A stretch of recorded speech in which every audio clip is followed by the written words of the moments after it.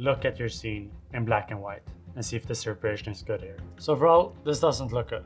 And I think there's two reasons for that. This is really rough, which I think works, but I can't have really rough and big here and not have it here. These don't look like they belong to the same scene anymore. Well, I want to talk about one more readability issue a scene like this has.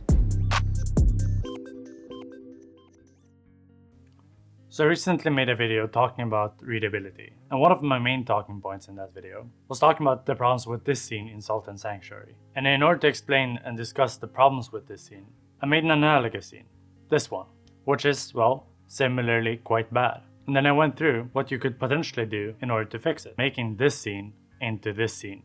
So we're going to be looking at Salt and Sanctuary, and we're going to specifically look at this scene, and what we can basically see is nothing. And that is largely because everything is kind of crushed. And what I mean when I say crushed is everything is sort of gray and muted. The green isn't particularly green, the blacks aren't particularly black. And we can see when we're indoors, everything is kind of black and it goes for the entire scene. And very few things are actually light. We do see it a bit in the platforms, but not particularly much. And so when we get to these type of areas, it's still that the red isn't particularly red, but now large parts of the scene are literally black, and the character isn't particularly light either. And I think this generally achieved through post-processing effects. So if we create a very similar scene, we can see here everything is kind of similar. This doesn't happen when you create an asset. And one asset isn't going to be super similar to another asset naturally. You might make it happen, but if it just seems to go for everything everywhere all at once, it's most likely that you have post-processing effect to the entire canvas. So what happens if we remove this post-processing effect? Here we see I have adjustments enabled. I've increased the brightness, contrast a little bit, and then remove the saturation. This is kind of what we see in Salt of Sanctuary. So if I remove this now, and then I show what the scene actually looked like, we can see, okay, it's still kind of crushed because I have very similar assets in the background and the foreground. But now we can see that the red stands out significantly. The bookshelf stands out significantly because I've added in that natural color in that asset. And so if I were to play now, we can see already the scene looks kind of better. It still looks kind of bad because we see here that these assets bleed into each other. But now, if we look back to how it used to look, I add the adjustments again, go back to the scene, and we can see the character here bleeds into the background. The carpet bleeds into the background. Remove this post-processing effect, now the character is visible. Now the character stands out, the carpet stands out. So just this change looks better. I generally think playing around with adjustments tend to be quite nice. And obviously you can overdo it in the opposite direction where you add adjustments that saturate the scene. And then you're kind of highlighting the differences even more. But it tends to also look kind of bad. So generally, I think using post-processing effects should be used to see where you want to take the scene, but then you use that to guide how you create the assets. And this is not only for the sake of performance, but also that it kind of looks bad. It's easy to make it look bad. It does unite the scene, but as we see, when we unite the scene in this kind of circumstance where we have adjustments, what we're actually doing is we're actually making everything kind of samey and thus reducing readability. But okay, now we can see the character, we can see the carpet, but it still looks really bad. So how do we fix this? Well, this is where we kind of look at contrast. So we see this asset here bleeds into the background here, and we actually see we have an arc here, but this arc bleeds into the background behind it because we're using the same texture. This is also what happens in Salt of Sanctuary. You have an arc here, but the texture behind it is the same, so it bleeds in with each other.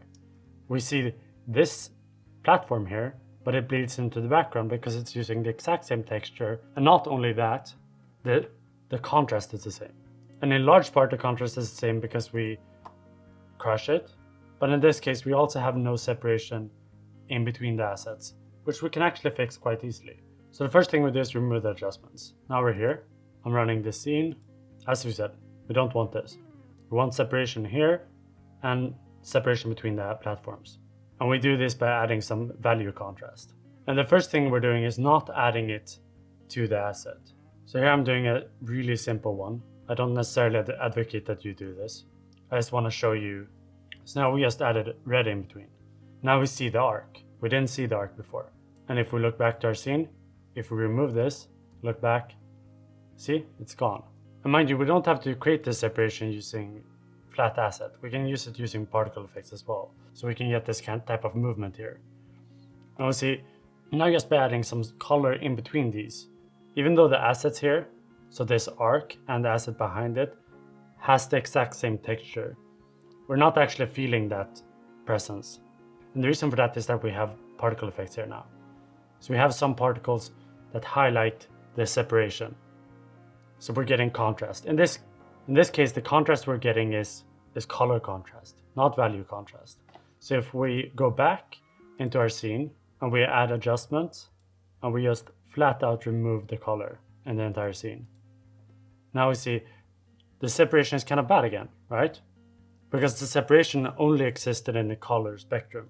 And I think generally you should be careful when trying to create contrast using color, in part because it tends to be more effective with adding contrast in value, but also because you might have people with color blindness and similar, and they wouldn't actually see this necessarily. They would probably see this if you just have it like this, where you have red and then gray.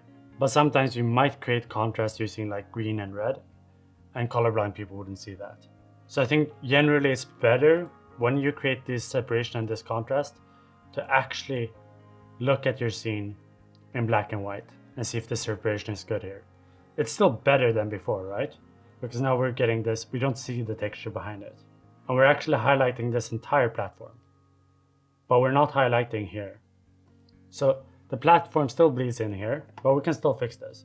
So if we go back into our scene, and once again, I always recommend that you just play around with these type of things and ignore the performance for now. We don't care about performance now because we're doing this to check what changes we need to make. So now we get some separation here, but we get quite decent separation here.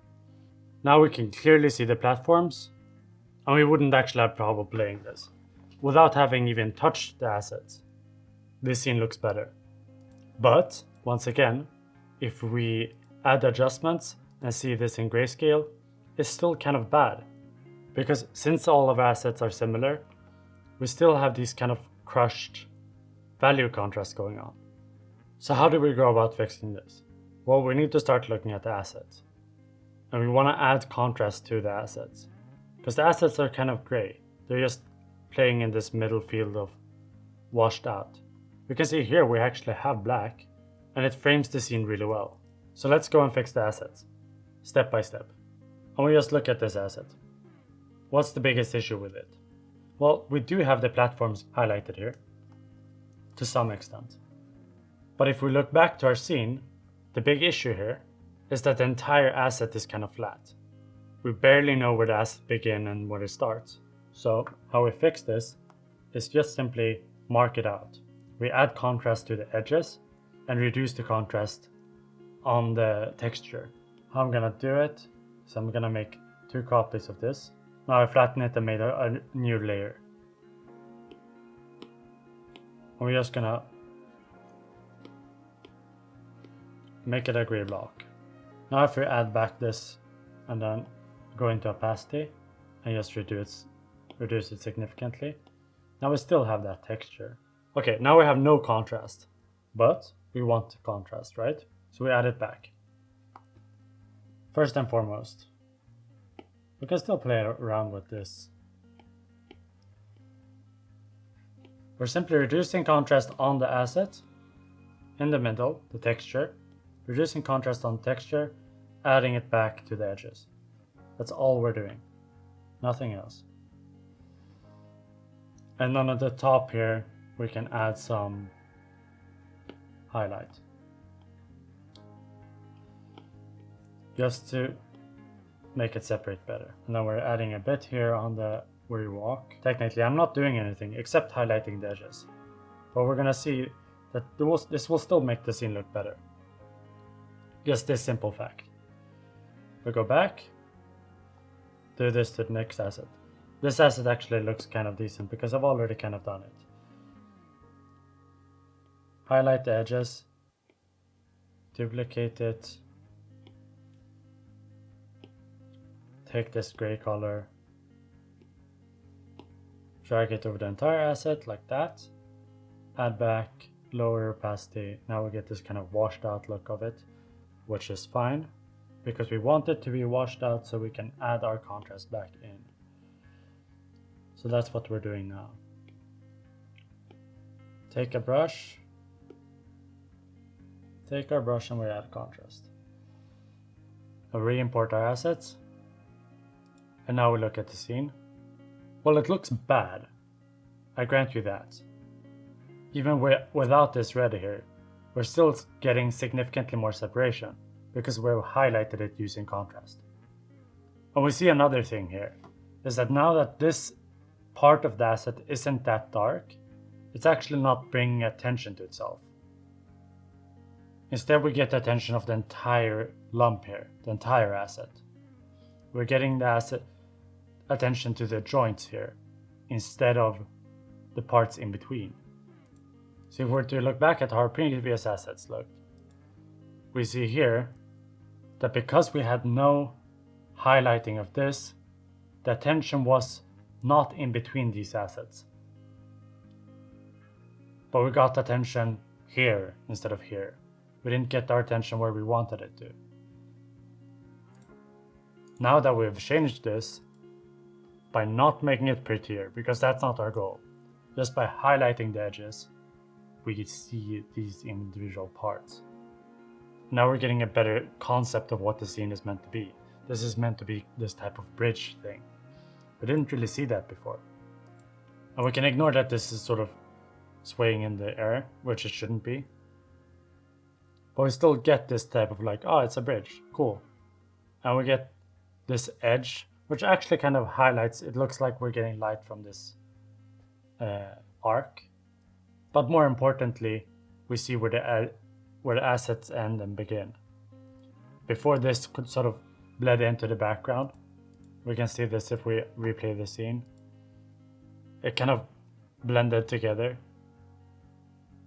I mean, not super much. You can kind of see here, but it's like enough to annoy you. But now by not making it prettier, but just highlighting the edges, this really stands out.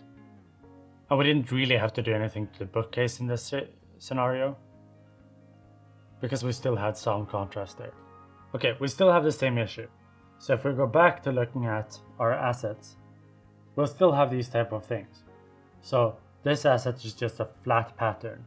And we can see that that's kind of how Salt and Sanctuary looks. It's just a flat pattern here. It's not highlighting the arc. Like we barely know what type of arc this is. And so, let's fix it. And for starters, when we look at this arc, we have to look back at our scene. An issue here is that this is our platform, and this is our background. But since our background and our platform looks so similar, like it's the same type of stone pattern, they kind of blend in with each other. So our first step is to reduce the pattern so it doesn't bring attention to itself, and highlight the asset itself by adding contrast to the edges. But the second thing we need to fix here is that the pattern here on the platforming asset and the pattern on the background is the same. So they look like they belong to each other, but they don't, right? They belong to the same environment, so we shouldn't change it too much. But we want the player to see separation between these two things. And we still want to add contrast to this thing. So when we're fixing this, first of all, we're adding contrast to the arc. And I'm using the arc functionality on Procreate here. Already now we see that it's an arc significantly better. But as we know, no arc actually looks like this. So we want to fix this. Step 1. As I said, we want to reduce this pattern. And the reason we're reducing patterns all over is because we want contrast in the right places.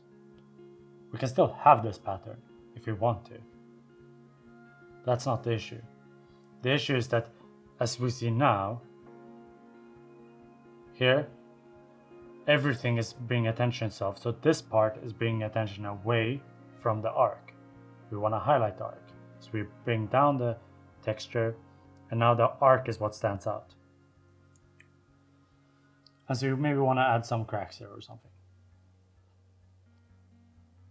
So we're making kind of like, oh yeah, it's a rock thing here. You know, really simple. The pattern is still there. Nothing complicated.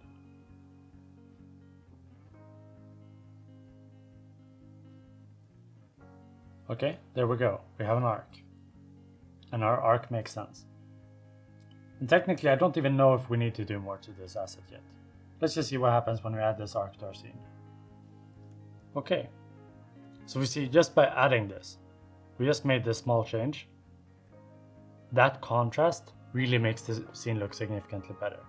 And this happens even if the line art looks really bad. Because it does, right? We see all over this, like the lines don't fit together, it's really jagged. But we don't need to do more. The separation here, when we reduce the texture and highlighted the arc, makes the scene look better. It makes it look more intentional. This is generally why I tend to add line art to my scenes, because it's really, really easy. Like I don't need to struggle to make this look decent, right? I took something that was really bad and looked really ugly, and just by adding some line art really quickly to highlight edges, makes the scene come together because I separate each object from each other. But this still looks bad. And I think in large part, something we want to fix is to make this asset type look different from the background. So we can for now accept that this is just a wall, but we want to fix this to separate it to make it look like something different. So let's go back into our scene, into our assets, and well, redraw this thing. So what I'm gonna do is just remove all of this. This is our asset shape, but we're redoing it. We're taking it one step further and redoing it.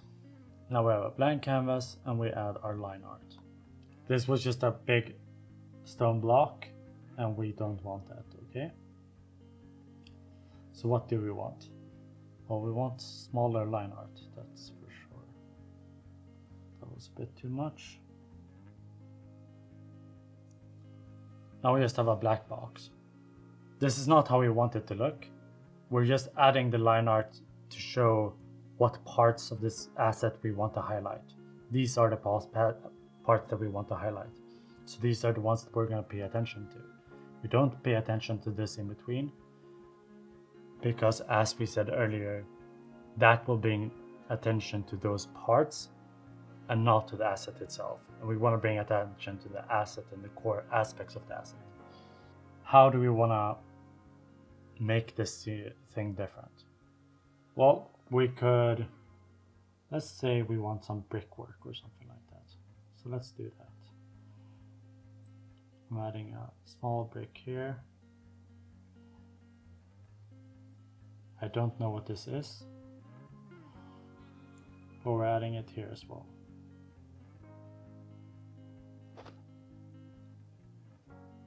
So whenever we're doing these type of things, we don't know if it's going to work out, right? This is just me trying out things. It might turn out really bad, or it might kind of work. And if it doesn't work, then I redo it. But if it works out, then, well, good for me. Let's say I did 1 square here, 2 squares here, let's do 3 squares here. I always like using grids like this, because it helps me vary it a bit. If we look at this, this is gonna be on the top layer, and we're looking directly at this bottom part. So our problem here is that we're not getting the perspective enough. So you want this top aspect to be the part you're walking on, and this bottom part to be the thing that is directly orthogonal to the screen, right? So you want to highlight that. So let's see. We're erasing this part and adding something like tiles. And did that turn out well? No, I don't think it did. So let's see if it's just because we highlighted it too much. I think that's very much possible. Let's see what happens if we reduce it. Yeah, this might actually work. The perspective is a bit off here, but I don't really care too much. Okay, what are we doing now? Well, before we had this rock pattern here. We don't want this rock pattern here.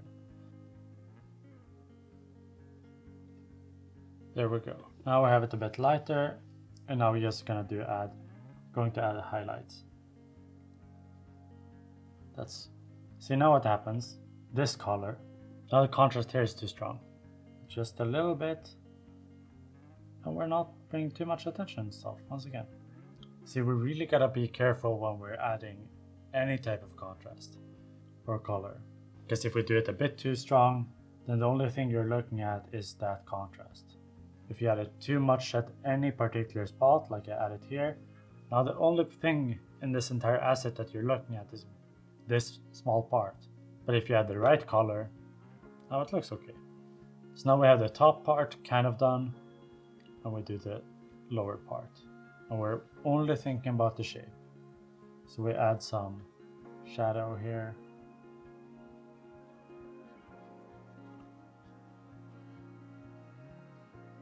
So it doesn't look perfect. We hint that we have some rock blocks and kind of something like that. And now if we want to, we don't have to, but now we can think, okay, we want to add some detail. So let's add some detail. I'm just gonna, let's do a square. Now we're adding some weird square here. Erase this part. Erase this part. Minimize the edges. And then a circle.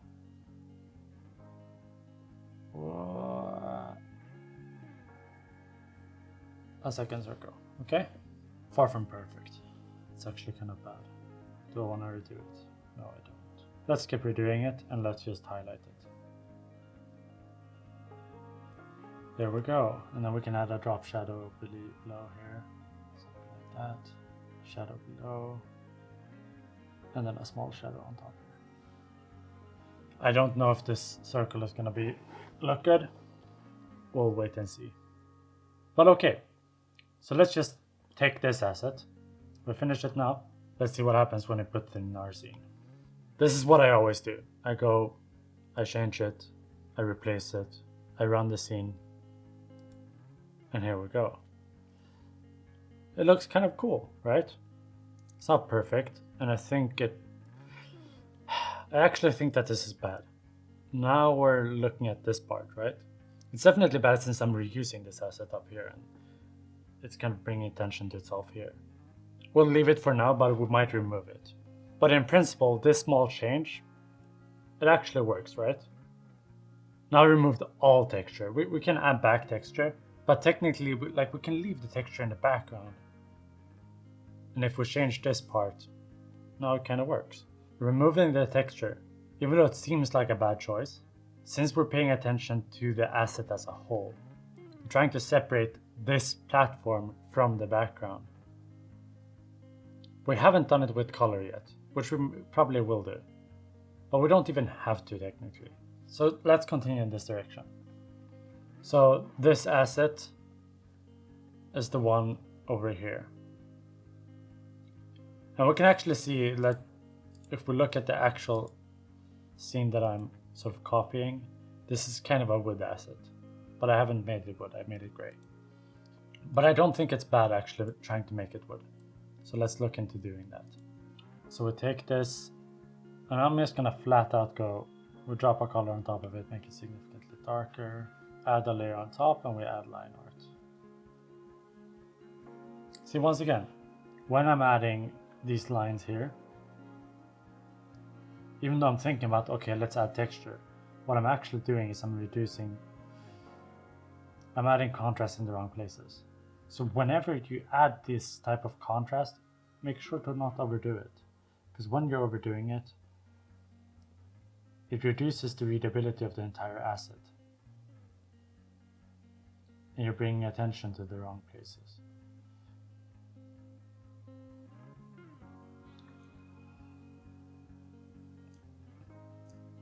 So whenever we're adding texture, we have to make sure that they're really quite close in value.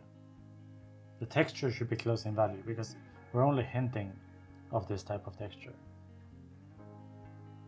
We don't want to overdo it, because if we overdo it, that's the only thing we're looking at. Now this is already quite dark, so I think we should go up a bit in value, but we're only hinting, Well, I don't think we need to do more than that. So now it's kind of a log. looks bad. But you see what the benefit here of adding something like wood is that we already have this red we're playing with. And this brown, well, brown is kind of orange, or it is orange. We're using red and then we're using orange really close in hues and then gray. And I think it works fine. We're gonna check what it does. But since we're already doing this here, we're using this brown to separate it from the background. So you can walk on the wood or you can walk on this big block.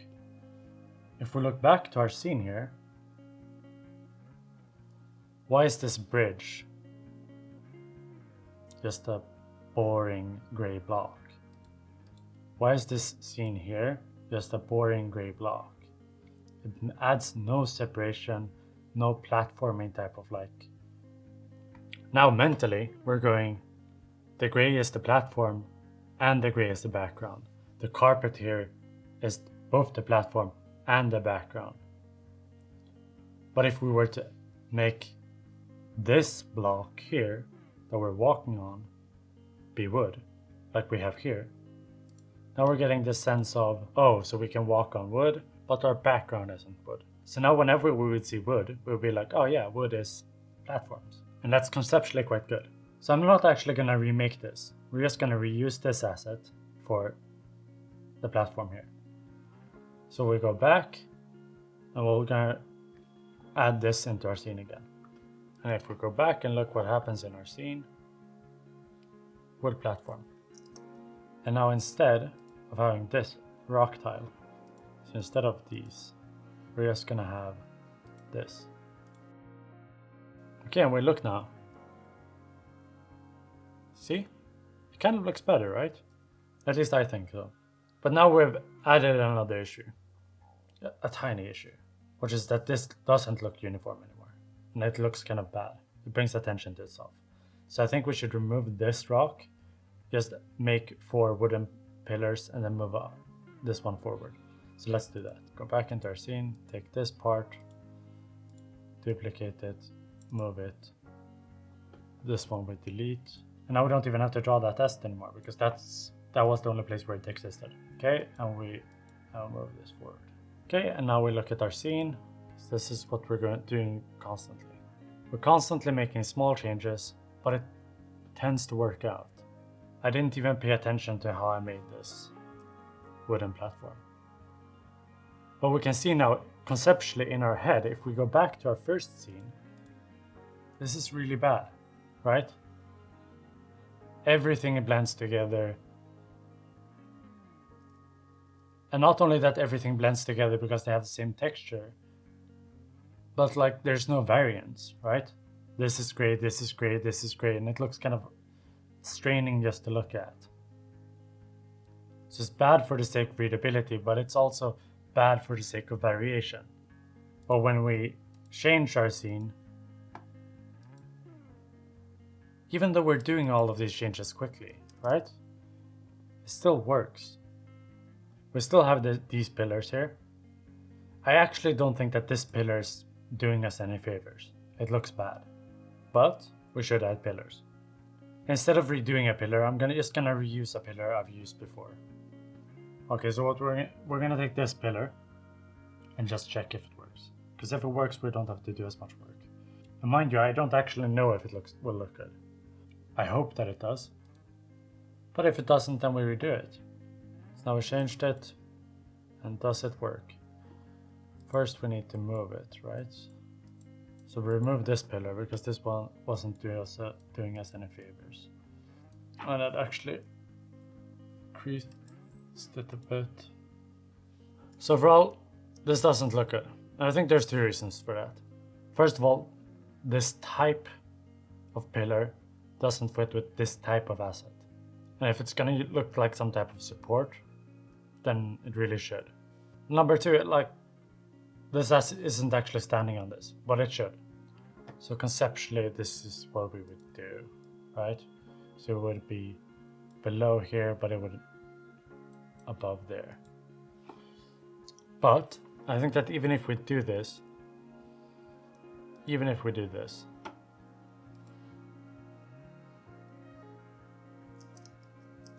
It still doesn't work, right? These are both different type of assets, but it also just brings attention to itself. So what happens if we just simply remove the pillars? No pillars. So we're actually using fewer assets than we did before. No pillar here. And we can actually remove these pillars on top as well, that we barely see anyway. Well, it looks more empty, right? We're missing stuff that we maybe want here. So there were pillars here, and they do something well, right? They frame this part. I don't think that's bad, but just because that's what we want to do, doesn't mean that we need to frame it the same way. Because now, because of how we made this asset, our pillar no longer really works. In all honesty, I'm not sure it would have worked here either. Because they have the same issues here, right? This asset doesn't actually rest on this platform. It's just a weird hanging asset, but you don't notice it because the rest of the scene is so cluttered that it barely works. But if you actually pay attention here, this asset isn't actually supporting this platform. So when you're actually started to fix the platform and make the platform look good, you can no longer have that type of pillar solution. What do we do? Because it did actually serve a function. Well, we could just do this type of arc. But instead of an arc, let's just do a circle. Let's take our asset, we reduce the pattern.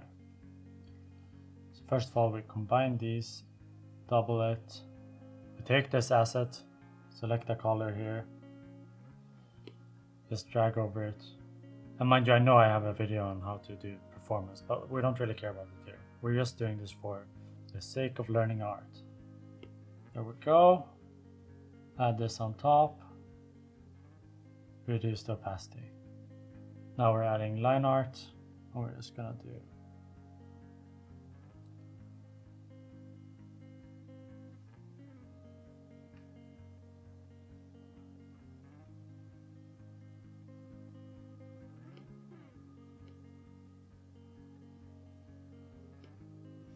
there we go. Perfect circle, pretty much. Do we want it to be a bit smaller? I think so. There we go. And then we copy it and make a bigger circle out of it. Combine these, and now we're doing what we've done before. We erase some of them and make big blocks. And once again, we have no idea if this will work. So now we have this kind of, let's just do a similar thing on the opposite side. Something down here. None of this is perfect, but it doesn't need to be. Now I have this weird block, this weird circle, and what are we doing? And now we erase. Okay, so let's see. Why are we erasing? As of now, we have no idea if this will work, but it might. And if it does, that's good. Hide the background, and once again, we go back to our scene. See, I'm the exact same process over and over and over again. I'm doing really small changes, saving an asset, updating it. I don't know what the pillar is doing there, but we don't want it. While this kind of works, it's too big. I truly think it's too big. And now, let's check. Does this work? Kind of. Kind of works. So there's a small risk that it's too much. Let's leave it for now, and then we go to the next part. Now that we've added line art everything, we should actually add line art to these hanging drapes and stuff, and carpet. But before we get to that, we can kind of see that these carpets, they do a lot. They actually fit well with these particle effects that we've added. They fit well with the character. They look like they're a part of the environment. The wood kind of looks like it's part of the environment. We can kind of even argue that these type of spears and trident looks like it's a part of the environment. But what's not part of the environment is a bookshelf. What is bookshelf doing here? Even this thing. Like, it's strange, right?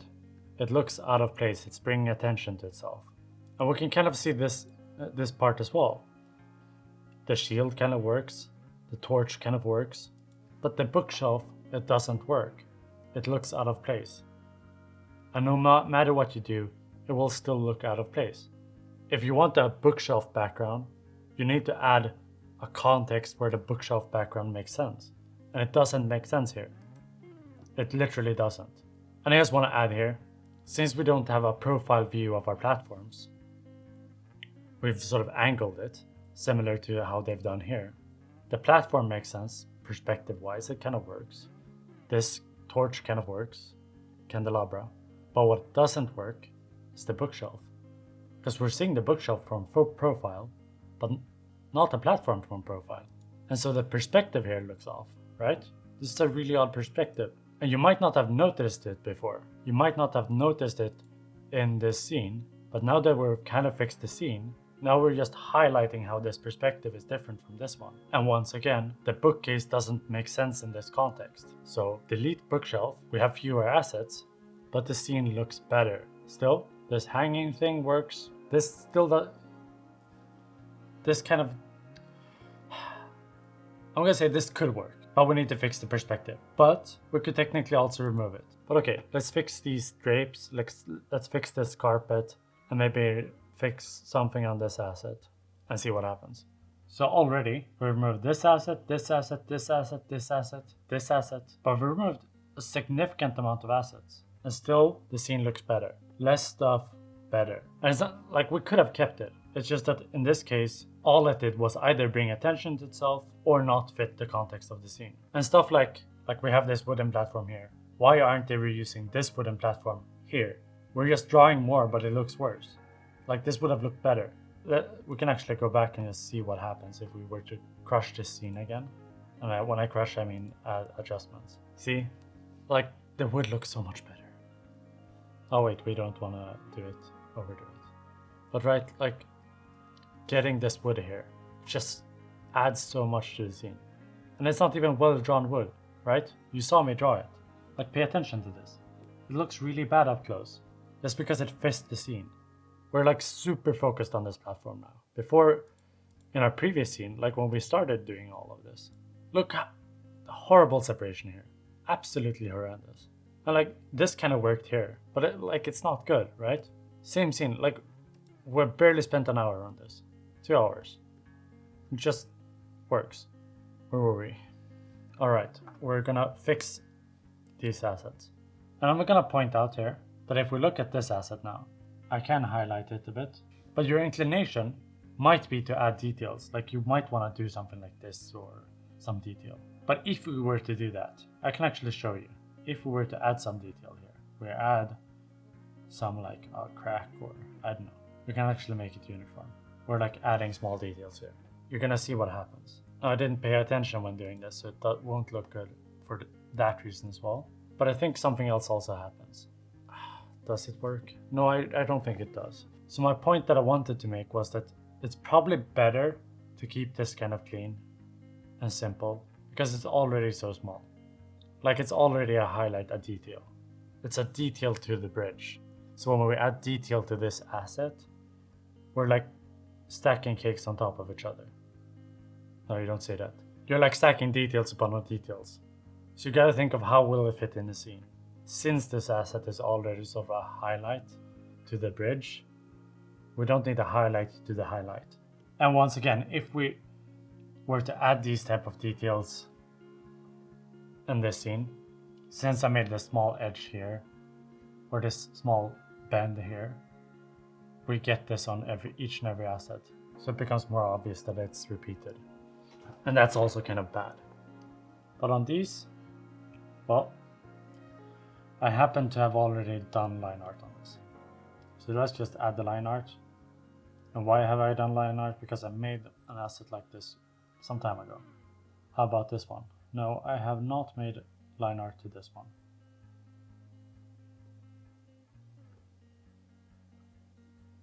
Okay. Now I have carpet highlights. We're adding line art to this as well.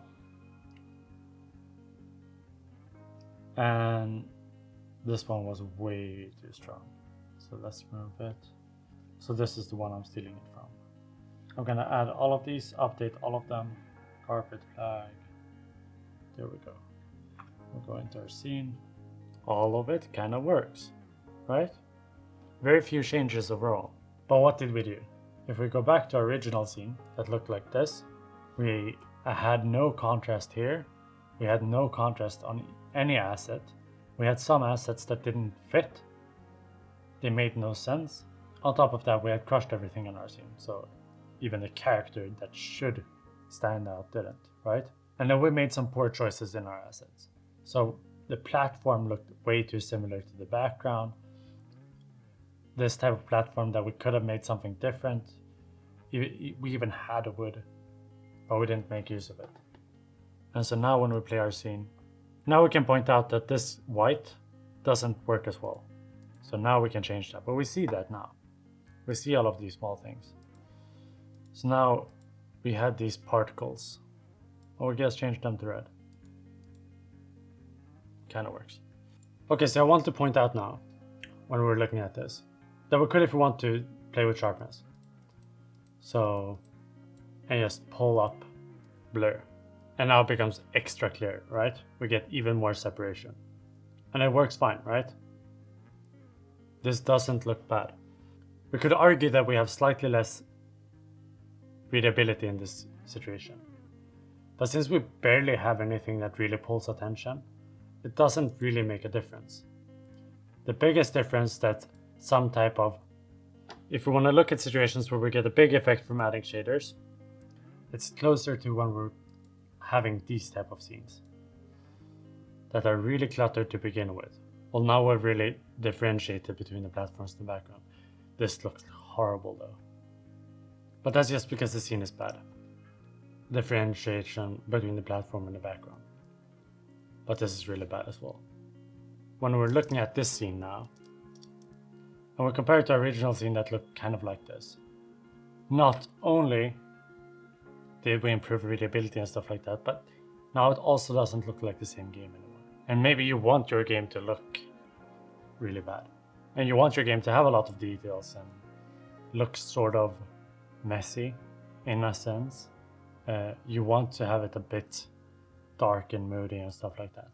And what happened in this situation is we cleaned everything up. And we cleaned it up in my style because that's how I operate. And what happened was, it's too clean. It doesn't look like the same game anymore. So let's fix that. We make a completely new scene that is just a carbon copy of the previous one. And now we're going back to our iPad.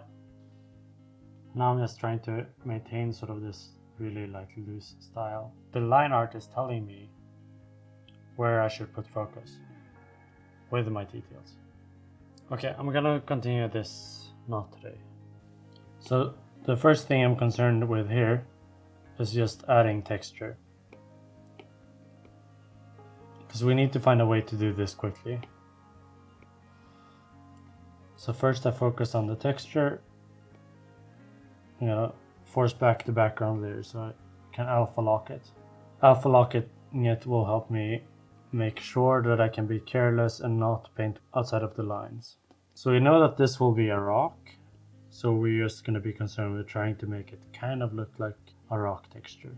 Our main point here is just to make sure that we get, you know, quite a decent amount of details. Because that's really the big differentiation between my style and a lot of these other styles. Like the style that the Salt of Sanctuary is kind of trying to go for. First thing we care about is getting just a flat noise brush. So you usually have like a medium nozzle and a noise brush. I think the noise brush is better for things such as rocks because you get significantly more of that visible noise. It's not as clean, which rock isn't. And I'm just doing light taps here with quite a dark color. This is almost black. Once we have this, now we go significantly lighter. We're not gonna go crazy light, so let's see. I think that's actually light enough. Because you see what happens in Salt of Sanctuary? When they add a lot of light here, they're really saying, look here. It's not hinting at the details anymore. It's because of the contrast, it's actually saying, this is a point of interest. And we don't really want to do that. We just want to say, okay, here's the type of detail, but we still want to not accentuate this area. We want to accentuate the outlines of the asset itself. We can add some details here, but we can't do it all over the asset, and you create this type of wallpaper effect. Okay, so now we have added a noise brush. I think this actually worked out quite fine. Now we find some other brush that works. I think these charcoal brushes work quite well, you see, because they have this type of rock texture as is, but you can't go this, I mean, you kind of can go this dark. Let's go a bit lighter though, a bit darker still. I think a large part of this, like trying to get details and sort of realistic textures quickly when working and making assets for game dev, is really about finding brushes that type of fit what you want to do. Because doing it by hand, like doing a lot of these details by hand, you can do it, but you don't want to do it too early because it eats up too much time. You want to find a workflow for making these type of details that's reproducible, I would say. But to be fair, I'm not the expert on making this type of details. I tend to skip it, as you've seen when I usually do my art. And we always need to be careful of where we add details. What we're checking for when we're doing this is sort of checking if we're overdoing anything. So now when I added this line here, we can see that now attention is brought to this place, which means I've overdone it. Whereas this is like fairly discreet. It's just something we need to check for. I need just a small hint or nothing, but not too much. Now there's one thing I actually am not too fond over when looking at Salt of Sanctuary. And I'll show you. So if we look at a scene here in Salt of Sanctuary and just look at how their lines are generally rendered, except for maybe these kind of UI elements. If we look at any type of thing here, they're usually using this type of soft brush. And while it works, I think a downside is that this lack of confidence in any line work really makes it look significantly more soft than I think that it ought to do. We can see here that it kind of works for the shield, but it has really thin line art. But for any of the other elements, except for maybe the barrel, it's like there's no distinct and clear line. Most of it is kind of soft and mushy. These elements are kind of soft. We can see that they don't really keep it too consistent. If we look at this element here, we can see the line art is really thin. That's probably because they sat with a small asset and worked the details. But for these, they're no longer doing it. So I think when we're doing this, we really need to make sure that we have these lines drawn with confidence. It isn't bad to add something that's not soft. That's what I generally like doing overall. But I think whenever we see this, like this is starting to get soft, we can just make sure to outline it significantly more. And not outline it in the strictest sense like I usually do, but just sort of hint that this is stuff that's been paid attention to. Or sort of, I'm not just using a texture brush to get that rock texture kind of look, but I'm actually like carefully trying to make something look kind of like rock.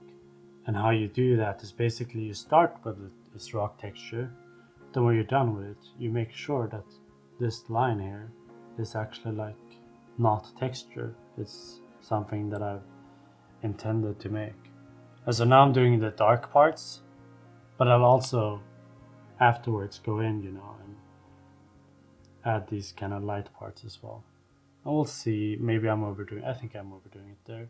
And then we'll also see here, this is something, it's just easier to work this way. I placed this rock brush here, and I created this type of thing that looks sort of like a shadow or an indentation in the rock. And now with my sort of normal brush, I think it can be worthwhile to go into it and just sort of add even deeper hints of shadow. But generally the reason I do that is because then I don't need to think as much. I don't need to think about, okay, where does it make sense to add details or not.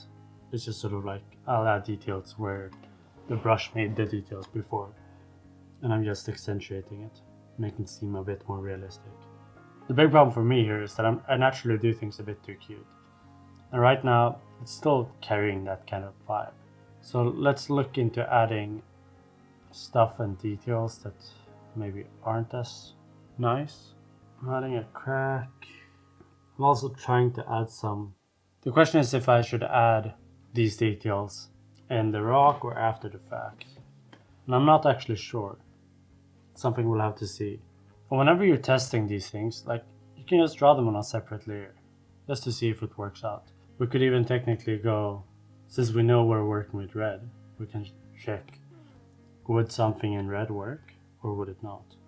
I think it, like it could work, right? We could have some splatters of red here and there, just to accentuate it. But the big thing here is that I'm adding it sort of as details. Because the thing is, when you're doing it as texture, it's something you discover, it just looks plastered on. Hopefully that works. Now we'll go on to make this top section. So once again, alpha lock so we can texture it. Most important thing here is not the texture. It's never the texture. It's always the shape. We want to make sure we get the shape correct, and then we can add texture and details. Once again, sort of, I think the key to adding these type of details is to not overdo it. It's the same with like when you're drawing teeth or similar. We want to add some of these creases. We want to show like maybe this one and this one, but we might skip here. And the reason for this is if we're doing it over all of them, it's not how we perceive it. We just want to hint at some instances, but still convey the main shape. This is what's important, not each individual cobblestone platter thing here, whatever it's called. Once I've done it once in a dark color with a dark value, I go up a step and hint with a lighter value. But whenever I'm picking this, I need to make sure it's not too light, because if it's too light, it drags attention to itself. It draws attention to itself. We don't want to do that. We just hint. Just hint. I'm not entirely sure I want to keep the outline when doing this type of detail at the top. Maybe pull it down a bit. It's definitely too much outline at the top. And I need to actually redo this. I'll redo it on a layer beneath. It's kind of fine having thick outline beneath because we've already added this much shadow. But when we start doing it up here, when we add this really thick outline up here, it really informs the player and everyone seeing it that we're dealing with an actual outline. But if you want to remove the idea of an outline to the player, but still get the benefits of an outline, I think what you should do is really just vary the line thickness. So we can skip line art here, but maybe add here. We're still getting most of it from the benefits from having an outline, but we can also remove some of the downsides. The main point here is also we skip line art when we expect a highlight, and then add line art where there should be kind of shadow. Now granted, there are lots of portions here where I'm adding a shadow, even though there might not necessarily be a shadow in reality. But I don't think the player is gonna really notice that. The main point there is that we want to make sure to be 95% correct. You know, here it should be dark. Maybe it could be dark here. Now technically, there might be light coming from below, and there probably will be. But any viewer is gonna be like, oh, it's at the bottom. It's not getting as much light. So it seems to make sense. You know, we're just making it sort of like surface level makes sense. And if you think about it any deeper, then yeah, it doesn't make sense anymore. But I don't think people care that much. It's really just, you don't want to be in your face about errors. You don't want to make it obvious to the point that it's annoying. But if it's not obvious to that point, then it's fine. And now once again, we can add a bit of splashes of red in there. And something you generally want to do, you see down here we're using darker shade of gray because it's in the shadow. But you might easily make the mistakes of picking this red and then using the same red up here. But we can't do that. We need to also go up in value here. Yeah, we're going up a bit in brightness. Not too much, but a bit. And then down a bit in saturation. And the reason I'm going down in saturation is because we expect this top side here to get a bit more light on it. And since it's getting more light, it's also going to reflect that light. And that reflection is going to make it a bit brighter. I really think this red is working out quite well. I think it's a nice bit of detail. And now we check. How does our updated version look? And there we go. bit more detail. No real type of line art style, but kind of works. Okay, now we can go back. Let's do the wood by just drawing soft lines. It's just to highlight sort of the wood grain. So this I want to avoid. Now I added 5 lines on top of each other. I don't want to do that. 2 lines is maybe a bit too much already. But whenever you accidentally do that, you bring attention to that spot. So you want to do it a bit, but not overdo it. Unless you're intentionally making some specific type of detail. Let's just check quickly how it looks. Without, with. I think it kind of works, right? It's just small, quick lines with an inker brush. But whenever I do it for the dark values, I go back and I do it with the lighter values. Let's pick, for this one we can pick that color maybe. For this one we can go, let me go dark color first. Green. So do just in there. This is only anyway, so it's not really details. And now we pick the base color and we go up a bit. Let's go there. It's too strong. You see, if it's too strong, then we can only do it at a few places. There we go. Does it look cool? I think it looks kind of nice. Without highlights, with highlights. Just adds a bit of texture, but we're still maintaining the main shape and highlighting the main shape. Like this in-between thing and the outlines. Top asset and we restart our scene, and how does it look?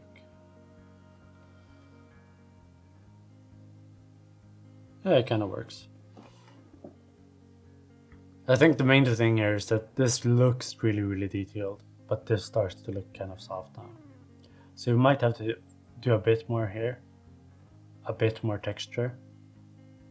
And whenever I'm doing this type of thing where I'm going back and adding a bit more texture, I just do it on a new layer.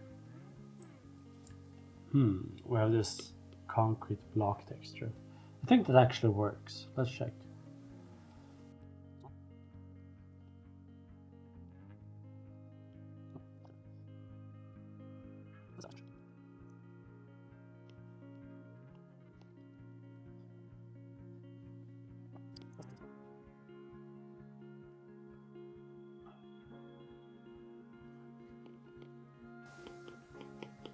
So I'm just gonna splatter a bit all over it. Too much detail everywhere. Just as a check, once I've done that, I can actually lower the opacity of it so that it's not paying too much attention to itself. We'll leave it for now and go over to fixing the arc. Go back in here and add some color so we can go in and later and add alpha lock. This alpha lock is our friend when texturing. Now I want to point out here that I think that this texture actually works. Like, it's a moderately decent texture. It's just that we can't overdo it, because then it pulls attention to the background. And we generally want to keep it like kind of big, just to see that it's a rock texture, even though it is so far away from the foreground.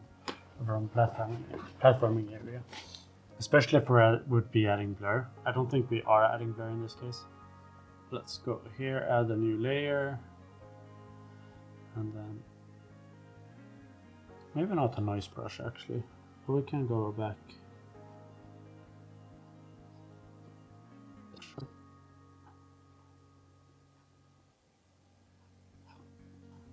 I might think that I'm going in with a plan when doing this type of stuff, but I'm generally not. Sometimes I do line art first and sometimes I don't. We already know that I want to maintain sort of this texture. And we're doing it slightly more broad strokes and rough in the background. And that's because it's in the background.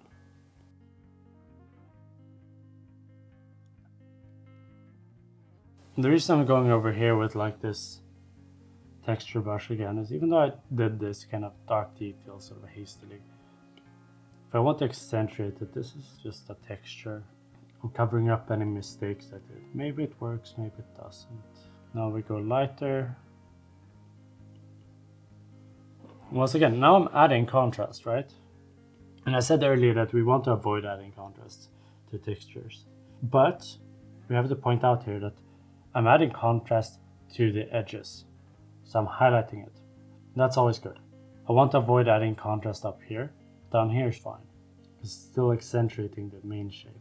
But this is the place I want the audience to look at, because they get a better conception of the arc. We'll keep it like that for now. Now I can remove this background color. I sometimes draw with this background color on for one specific reason, and that's so that I can check to see like I missed color here. You wouldn't see that. See, it's not noticeable anymore. We restart our scene and looks kind of cool. I do think we're seeing one thing though. This is really, really rough, which I think works. But I can't have really, really rough and big here and not have it here. These don't look like they belong to the same scene anymore. And we can see that's actually the issue I talked about before. This asset and this barrel and this shield, like they don't look like they're drawn for the same game. And we want to avoid that. We want to make sure that this looks like it's drawn for the same game as this. And right now this is like extremely rough. We can actually see each brush stroke.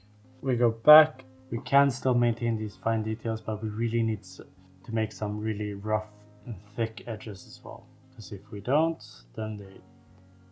It's not just about the outline. I think this is like... We have all these smaller lines. But we also want to add like 1 or 2, 3 ones like these that really bring attention to themselves. Maybe not overdo it, but like that maybe. And then we transfer it and we see if it works.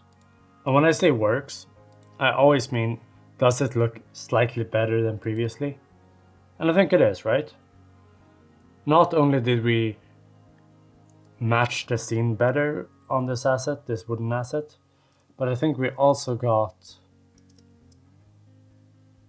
better readability for this part where you're jumping. So I continued drawing a bit yesterday, but I was just recording on the iPad.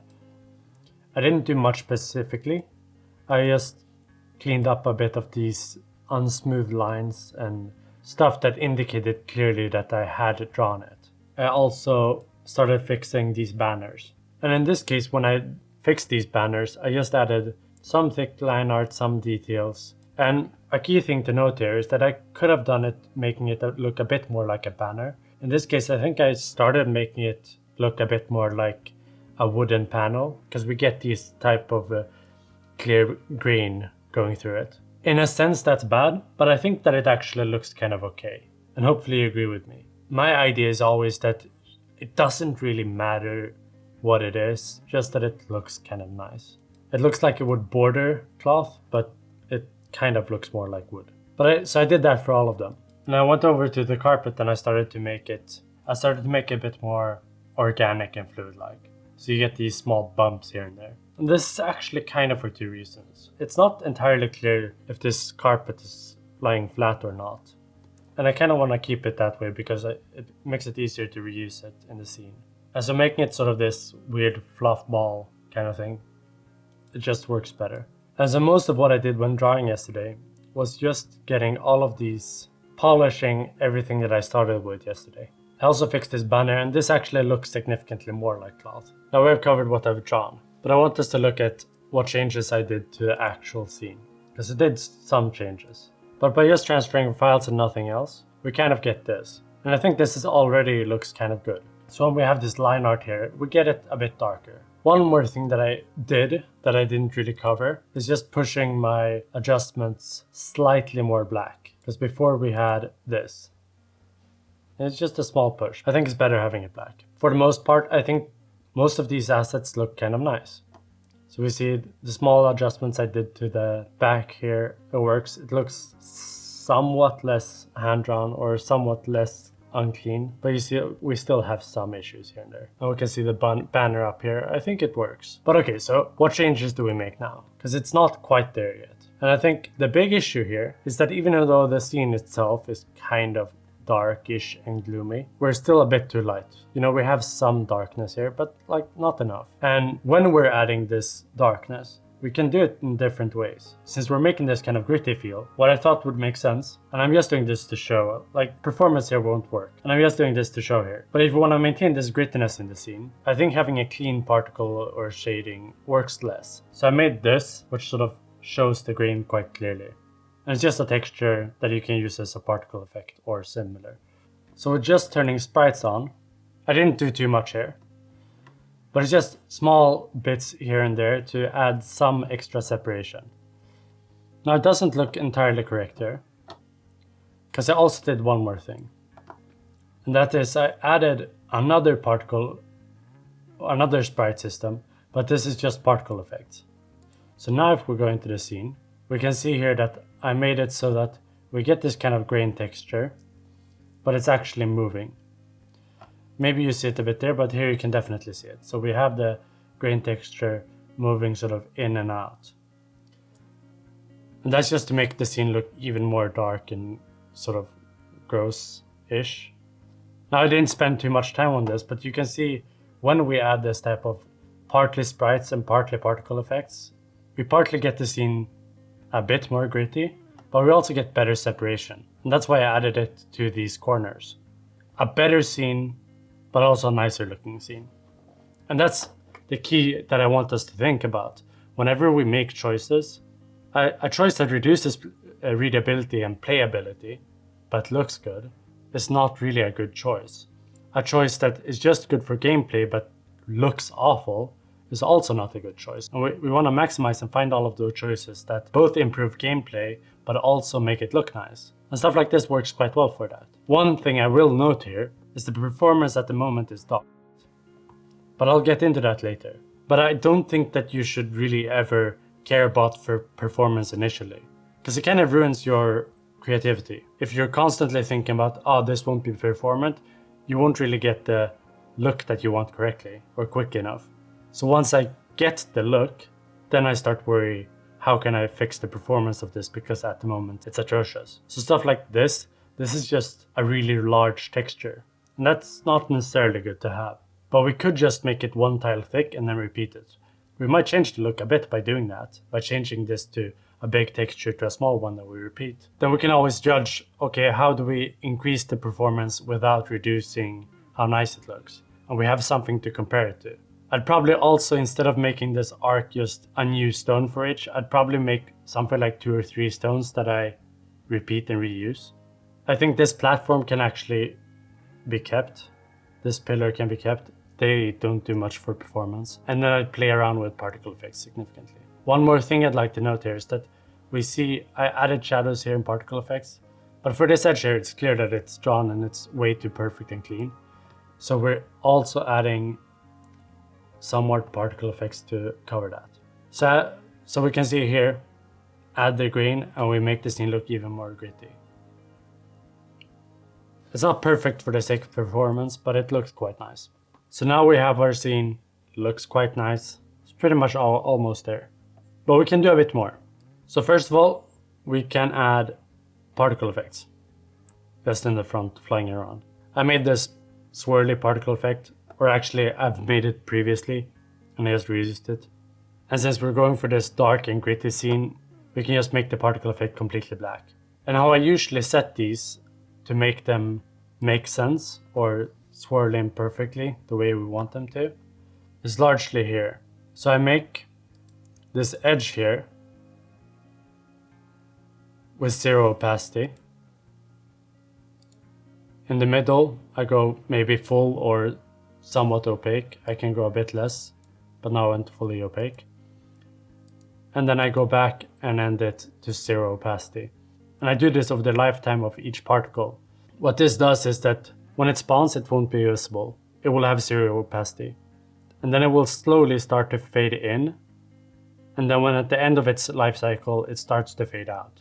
Because if you don't do this, you'll get this kind of effect where it starts to just from nothing and then it just pops into existence. And it looks really weird and awkward. So I tend to always use this color ramp to fade it in and fade it out. I don't know if it's the perfect way of doing it, but that's the way I've been doing it. And it works well for me. And as you can see, it kind of looks nice. And I think this swirl works. I added some orbital velocity, so it's spinning. And in this case, I actually think it's better than making a smooth ball or something like that. I always recommend that you have a lot of particle types in a folder somewhere, so that you can just throw it in. And it's quite quick to make them, so you can just save them once and then you never have to really do it again. Okay, so this is our scene now. We have particle effects, we have this grain, we have some particles going in and out. It's not too much, I haven't overdone it in any way. Just to get some movement like this, I think it works.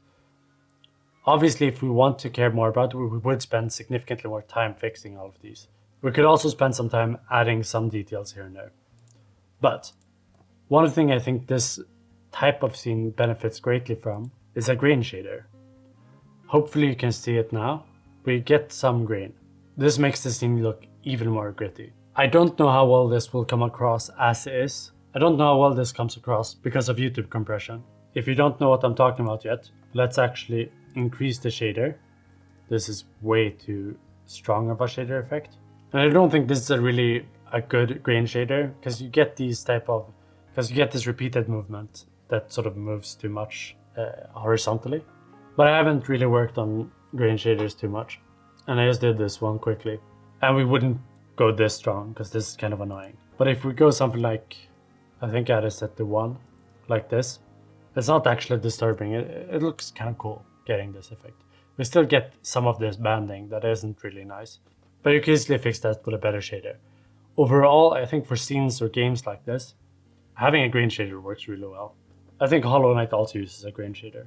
And there we have our scene. Now once we're done all of this, I want to point out 2 things. First, we've made the outlines of the scene, so the game looks kind of nice now. But that wouldn't normally mean that you're done. It's just that you have most of it there.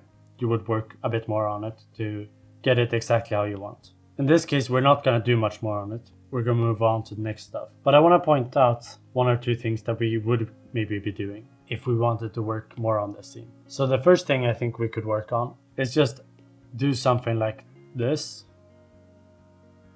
where we just make some random assets. And so if I take this asset now, they just made super quickly. But we could get stuff like maybe an X somewhere or a skull here and there. It's not really that important. This didn't work out, but it could have worked out. I don't think you should ever mind just testing or trying. It took 2 minutes. It's fine. And once you have this symmetry and scene workout, I think it's always good to add some asymmetry somewhere. So we add something to break this monotonous pattern that we created and make this scene not look like a copy of this scene. And you do this most easily by keeping the asset an actual copy, but add a detail, a new asset, a detail on just one side. And then you can reuse it on another scene, or rather when it's outside of frame again, you can reuse it again. So if I have the X here, it wouldn't be good to add an X here. But if I'm jumping over here, I can add an X here because I'm no longer seeing that X that was there previously. So it won't be obvious to me that this X that I now created here is a copy of this X, because I don't see them at the same time. I think this is the best way of doing it, both for the sake of performance, because it makes it easier to copy your main assets over and over and over again. But it's also easier when you're staging it later on. I'm not gonna do too many of these. We have this trident and we have this spear here. But since this scene was made mainly for readability, I want us to point out something. So the first thing we're gonna do is go back into our previous scenes and compare and see where we are and where we were. So our first scene looked like this. Really quite terrible. So the next thing we did is we made this scene, which we called Readability 2. And so for this scene, we essentially got my style. This is what I normally do, right? This really clean line art, very little textures. It looks nice, but really, really, really simple. But this isn't the style that Salt of Sanctuary is going for. So we didn't want to stop there and just say, oh, just do my style. You want to show that you can actually care about readability without doing this. But the reason we started by making this scene is that we need to point out that this arc is what's needed to be highlighted. This platform is needed to be highlighted. This platform, this wooden platform, significantly better than having it also be a rock platform because it brings attention to it. And so once we fixed all of these assets and gotten the idea that, oh, as long as we fix details and sort of make it gritty, but maintain this outline, then we'll have a good scene. So the reason I usually stop here is not only because I like this style, but we can see that I can get sort of 90% there without working too much. This already looks quite decent. And you kind of have to do this step in order to do the next step we're doing. And the next step we're doing, we're obviously fixing in all the details. We maintained all the line art essentially. We made sure that, oh, this needs to be kept, this needs to be kept. And we saw that by just having my simple style. And then we worked around, okay, how do we add details while maintaining this line art and this scene? And you see, it works out quite well. And if you want to make this game, then this is how I think you should go about it. Now, I obviously stop like 1 or 2 hours before, but you don't have to do that.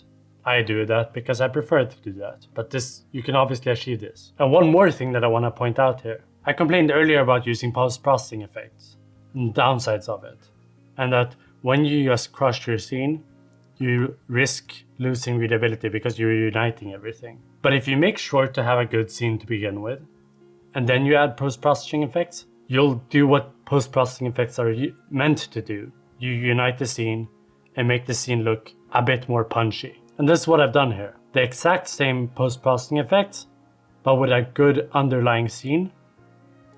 We can see that we go from this, which is sort of, it's getting quite close to my style, right? It's kind of cutesy. It has way too much saturation and it's a bit too light. And then we add the post-processing effect and it looks gritty.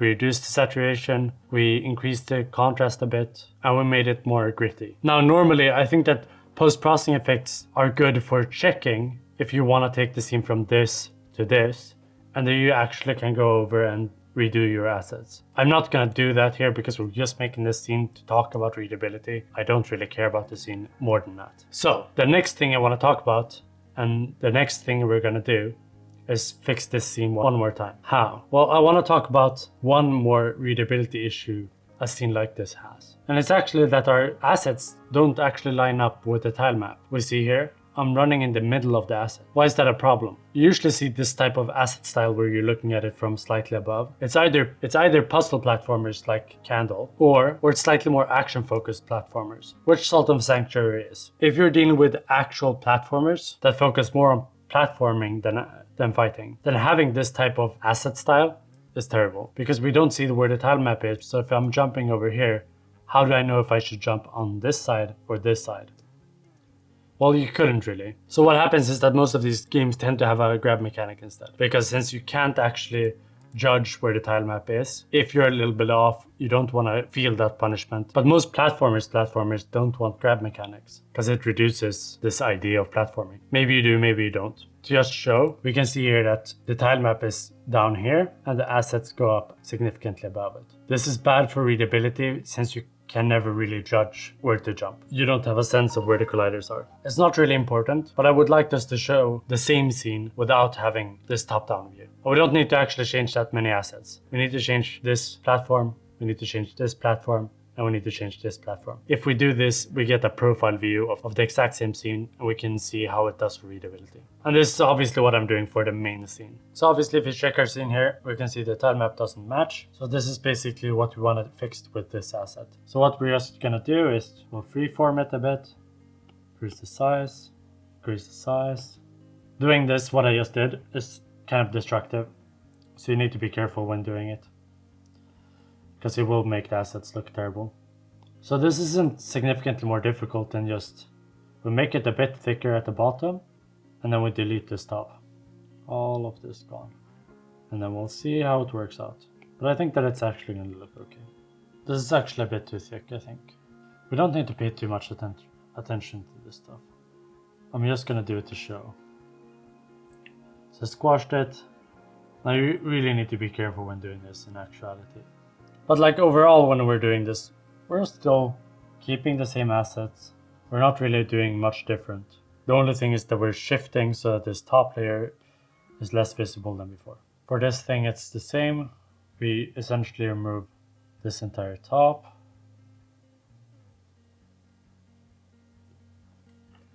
Very simple. Side view, and then side view on this one. And I don't think we want to change this one significantly. Erase a bit and erase the top. And I'll probably make this side panel a bit thicker, just because we don't want to lose the size too much from this. Just a little bit. There we go. Go a bit higher on the gray.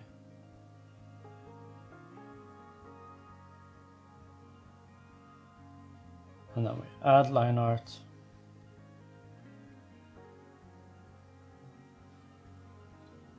And how to get a better sense of seeing it exactly from profile now is that we add these type of small dimples to each stone block. Because you would only see these type of dimples if you actually saw it directly from profile. We add some small details. There we go. Now it looks kind of like we're watching it from the side. I didn't have to change much. And we've done it to this asset, this asset, this asset. We look at our scene and now it's messed up for a little bit, but we're opening it here. I can just take my asset, move them up a bit. The carpet looks kind of off, but I think it actually kind of works, right? We'll see later if it works. This is the benefit of making an ambiguous carpet where it isn't clear if we're seeing it from the top or not. We could have kind of imagined that we're seeing it from the side right now. And now we're moving over here and fixing all of these. We can see if I turn off the tile map right now that I accidentally made this rock here a bit too small. The rock should be thicker than the wood, clearly, but it isn't, my bad. So how would I normally fix this? Well, I don't think you should. Normally you should probably go back, but we're not going to do that.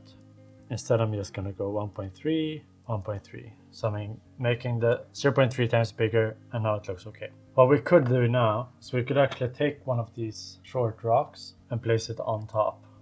And they go 1.3, 1.3. I'm not sure if it works, but if we see, look what happens. It kind of works.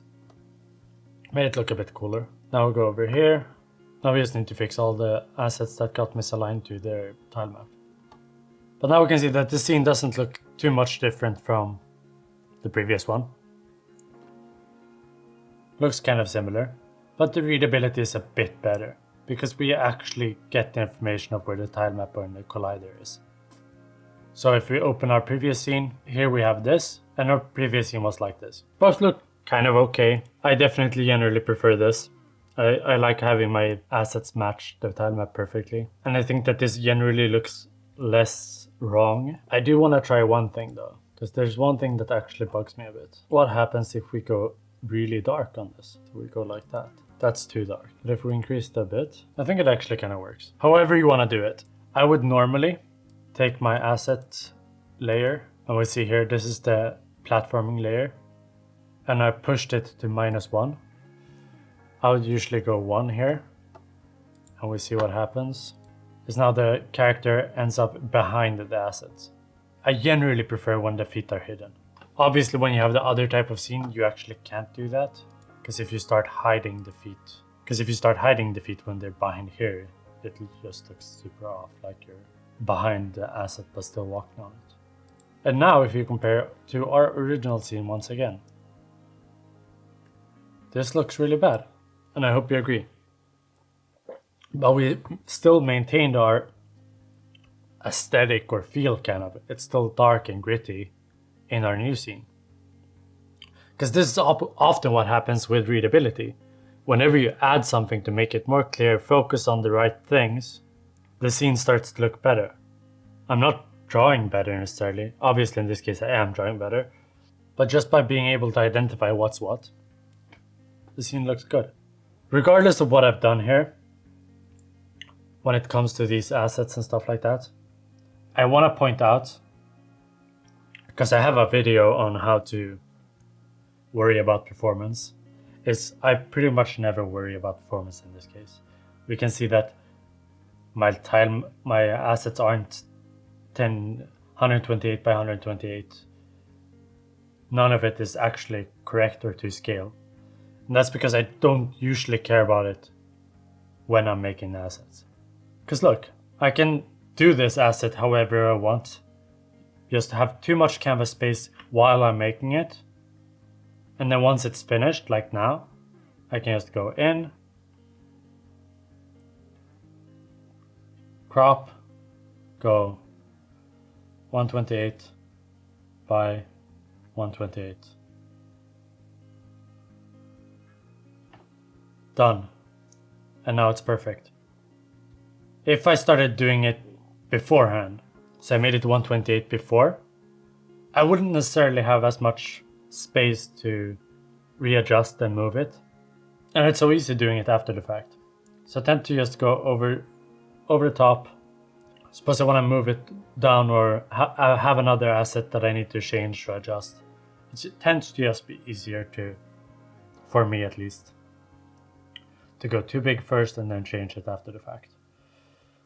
With that said, I might, you see, we can see here that I could change this asset into sections. So I could make this into one section, 1 block, 2 block, 2, 3 blocks. It depends on how big scene you want to make it. This is a really small scene. I think reusing this asset is actually fine. It's not too big. But you could add this into a tile map where you have 2, 3, 4 blocks. And you make up all these platforms using those blocks. You'd still maintain it under one draw call, but you can swap it around so it doesn't look identical all the time. And then when it comes to this asset, I would probably make this pattern over here into smaller tiles or something similar and build up this wall that way. And then I make these blocks into 1 or 2, 3 blocks that I'd repeat instead of this big arc asset. But it's easy to do that after the fact. Once I know that it works, even though I wouldn't be using this asset,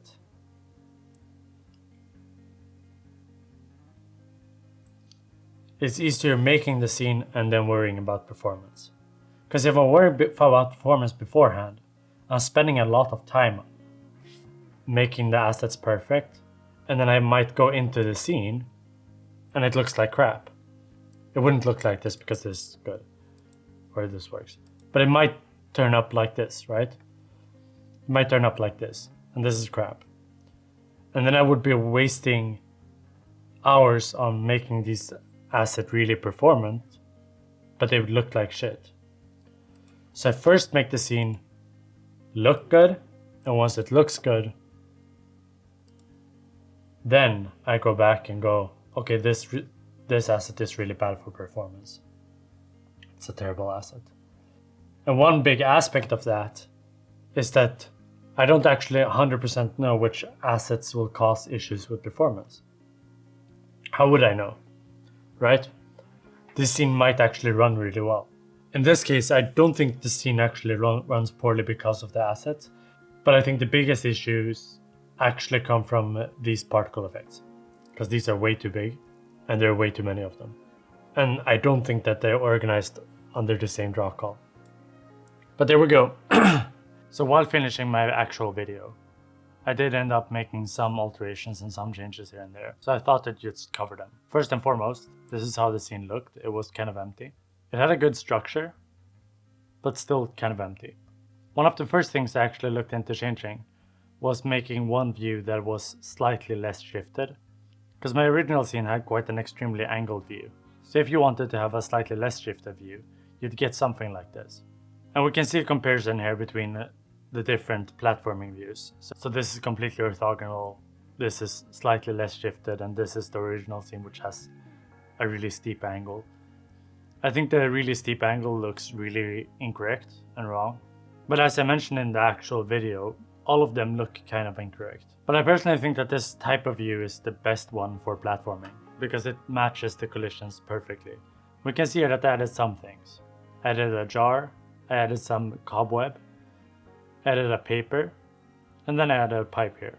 Additionally, I added box because I talked about using this box in my scene. So I thought it might as well make it. But these are the type of things that I think go well with a scene like this. I think that this pipe was quite poorly drawn, but the idea of it kind of works. So you'd have something like a red substance dripping from it, and you actually make the drips. And this goes super quickly to make, so it just makes sense. Similar with a jar, it's quite an easy thing to make.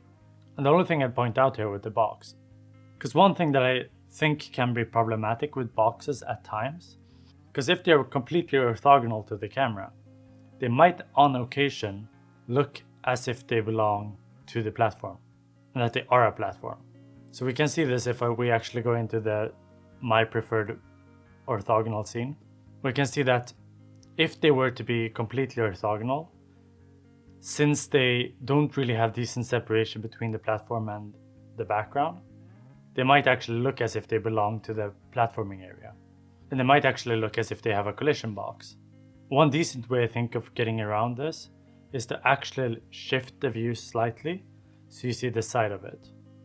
Because now if you always have all your collision boxes and your platforming areas be completely orthogonal to the camera, and then you have one thing that is shifted slightly, now it doesn't look as much as if it might have a collision box, and you might actually assume correctly that it belongs to the background, which it does. It's a really tiny thing, but I prefer doing it generally. I also want to point out I upped the saturation. Now, Salt and Sanctuary is really desaturated, but I'm not sure I like it. I prefer slightly more saturated like this. It looks cooler. With all of this said, thanks for watching. Bye.